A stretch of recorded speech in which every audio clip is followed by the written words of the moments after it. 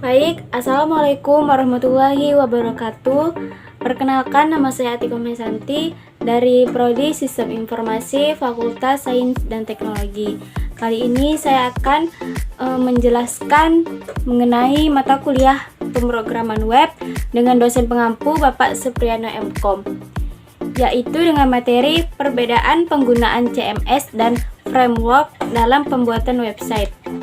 Baik, sebelum kita melanjuti apa itu perbedaan dari CMS dan framework, kita terlebih dahulu akan mengetahui apa itu dari pengertian dari CMS.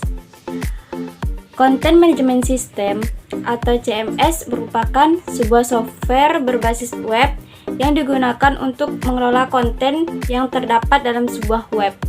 Contoh CMS yang sangat populer saat ini adalah WordPress dan Joomla.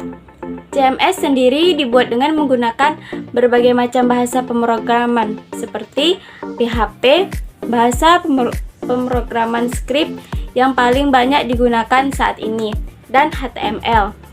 Baik, kita akan memasuki apa itu pengertian dari framework. Merupakan kerangka web yang didasari dengan ilmu coding. Jadi, untuk membuat sebuah website menggunakan framework, sudah pasti yang dibutuhkan pertama adalah ilmu coding di dalam website itu. Seorang programmer membuat aplikasi web dengan membuat plugin, fungsi, dan konsep agar menjadi sebuah sistem. Untuk framework yang sering digunakan oleh seorang programmer dalam pembuatan website adalah PHP dan CSS. Kedua framework ini memerlukan script yang benar dan pas. Baik, kita akan memasuki ke materi inti, yakni perbedaan CMS dan framework. Berikut ini merupakan beberapa poin mengenai perbedaan CMS dan framework dalam pembuatan website. Yang pertama itu ada security, fleksibilitas, pembaharuan, user experience, dan search rank. Yang pertama itu security atau keamanan. Dalam pembuatan sebuah website, keamanan merupakan hal yang utama yang wajib diperhatikan. Apabila website yang Anda buat tidak aman, maka secara otomatis data-data akan terperangkap di tangan orang yang tidak bertanggung jawab. Pada hal ini, tentu CMS lebih unggul secara keamanan dibandingkan dengan framework. Terus yang kedua itu ada fleksibilitas. Jika framework bisa dibuat dan dikreasikan untuk penggunaan dan sistem apapun, maka CMS pun juga tak hanya untuk sekedar menulis blog dan sejenisnya. Ternyata CMS juga dapat dimanfaatkan untuk tujuan lainnya seperti e-commerce dan transaksi-transaksi lainnya. Terus yang ketiga itu ada pembaharuan. Jika pada CMS semua pembaharuan sudah disediakan, semisal untuk upgrade sistem baru, fitur dan juga layanan terbaru, lain halnya dengan framework yang semua pembaharuan harus dilakukan oleh programmer itu sendiri dengan menggunakan coding.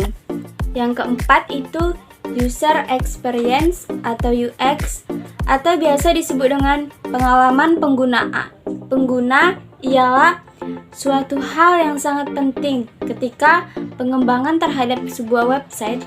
Hal ini sangat sering menjadi suatu permasalahan karena berkeinginan untuk terus mengembangkan website demi kepuasan pengunjung. Pemilihan platform yang tepat dapat memiliki peran yang besar ke dalam efisiensi dan efektivitas website Anda. UX menjadi hal yang dasar karena framework bekerja dengan bahasa pemrograman. Dengan demikian, CMS seperti WordPress ini mempunyai GUI yang cukup menarik. Ini menjadi pilihan yang ideal untuk Anda yang menginginkan tampilan yang menarik, baik dari pengembangan maupun dari si pengguna. Yang kelima itu ada search rank.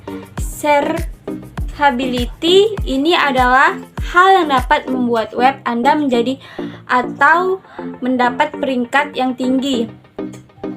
Keyword dalam WordPress ini cenderung dapat membuat web Anda menempati first ranking. Hal ini dikarenakan upgrade yang dilakukan secara terus-menerus dan berbagai plugin yang digunakan untuk mengoptimalkan SEO. Selain itu, perbedaan CMS dan framework yakni yang pertama itu CMS cenderung kepada pemenuhan kebutuhan pembangunan aplikasi secara instan.